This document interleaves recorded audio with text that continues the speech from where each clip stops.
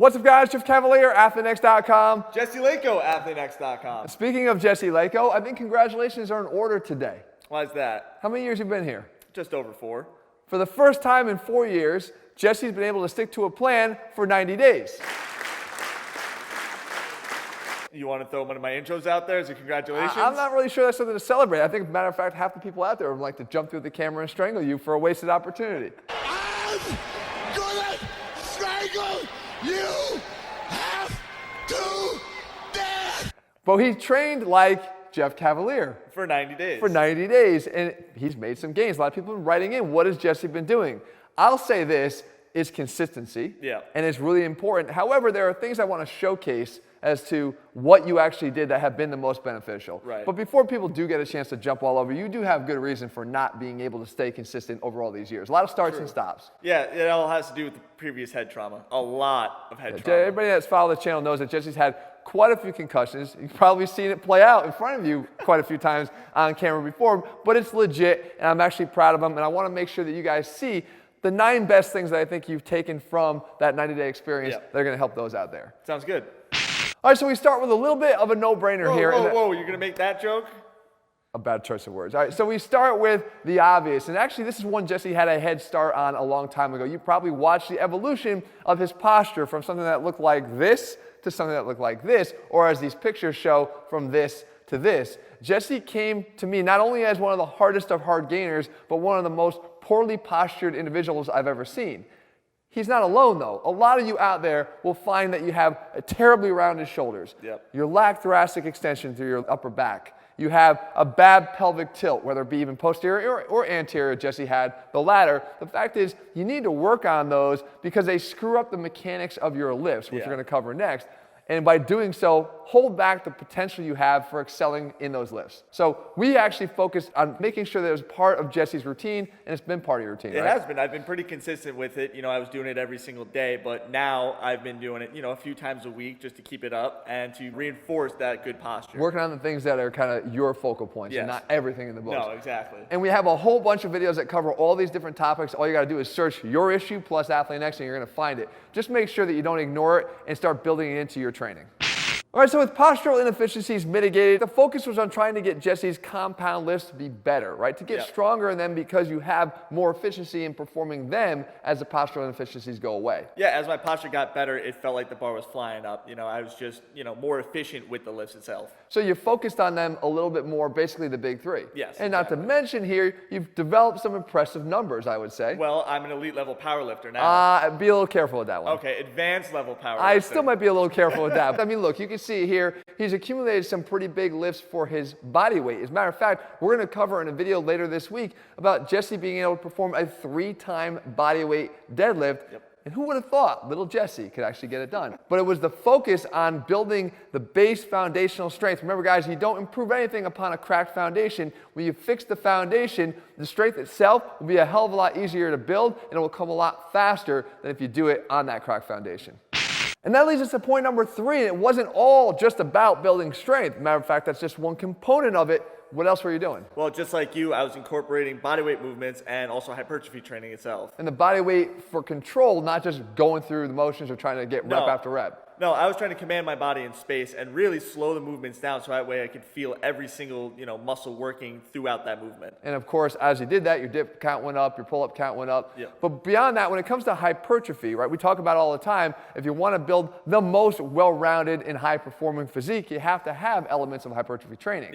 And that means instead of going for the efficiency we seek with our strength-based movements, here you're actually seeking, I always say it, inefficiency.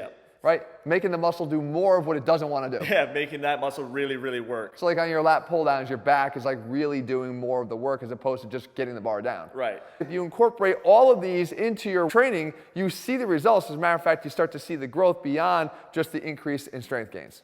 And so now going hand in hand with that increased focus on hypertrophy training or the inclusion of the hypertrophy training is also the intensity techniques that we'd like to incorporate along with them. Yeah, I was doing what you do. I was using some drop sets, partials, pause reps, as well as rest pause. Rest pause, yeah, exactly. Basically anything to, again, take the intensity let's say 2 and through failure, Yeah. right? Not just taking the sets to some point short of failure. And when we talk about failure, we're really talking about form failure. That's what you were instituting across the board. But at the same time, I do believe that in order to force changes in growth, you need to push your body where it's not comfortable going. And these intensity techniques are something that you really shouldn't shy away from, especially if you want to see similar gains. All right, so now we have to talk about one of those things that was maybe holding you back a little bit before, and that was what? Running. You know, as I've mentioned here on the channel before, I was a distance runner. I liked running. It really helped me with lacrosse. I have no issues with running. It's an athletic and positive thing, but your distance was a little bit excessive, right? Yeah, you know, it was the primary of my training, but I've changed that to be the supplement to my training.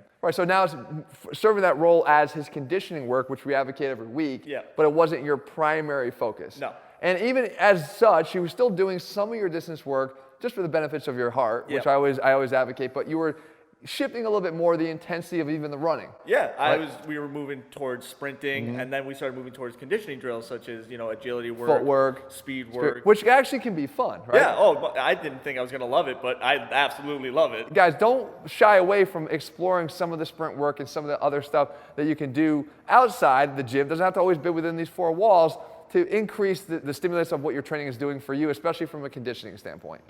And so now it goes without saying that, of course, there was one exercise that Jesse did every single day, and that was?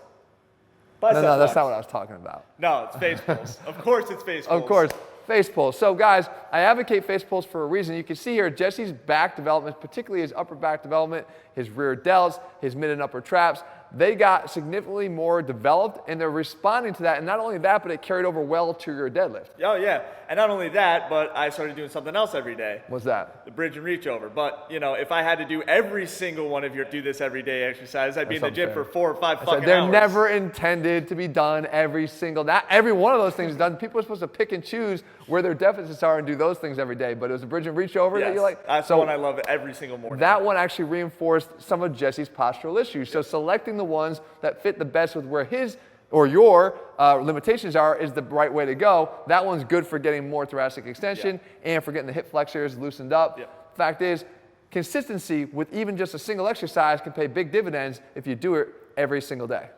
Which brings us to another thing you were actually doing every day, and that was? Ab training. Okay.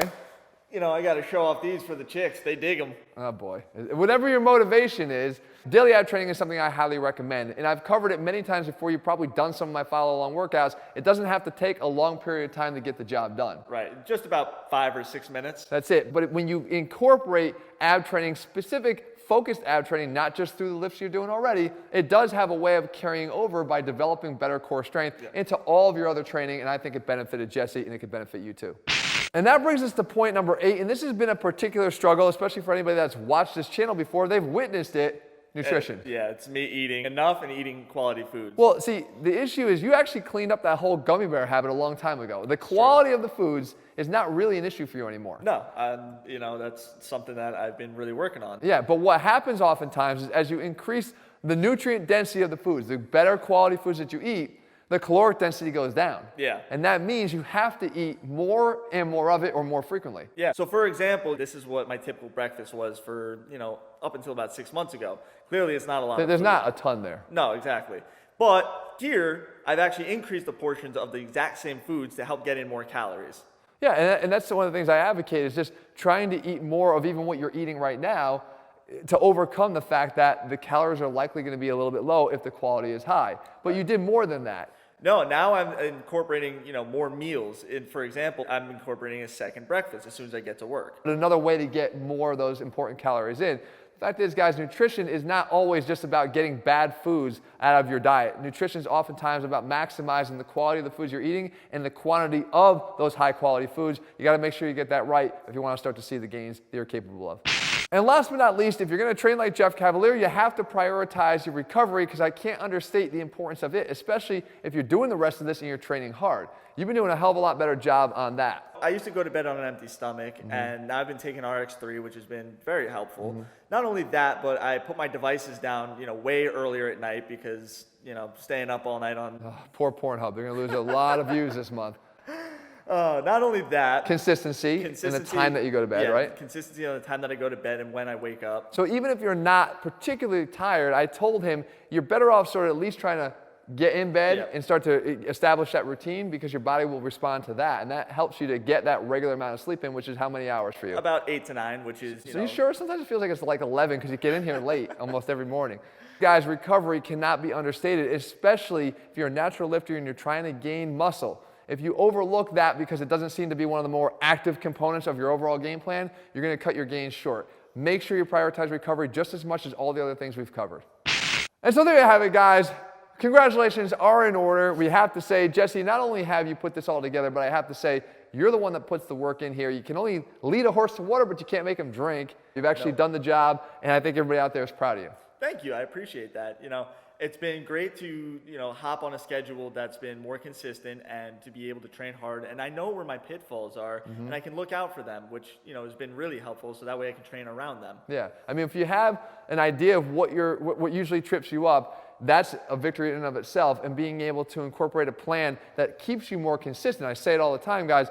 If you want to get the results, you got to consistently get yourself into the gym to get them. If you're looking for a plan, we have them all laid out. It's actually the same plans Jesse used. You can find them over at ATHLEAN-X.com.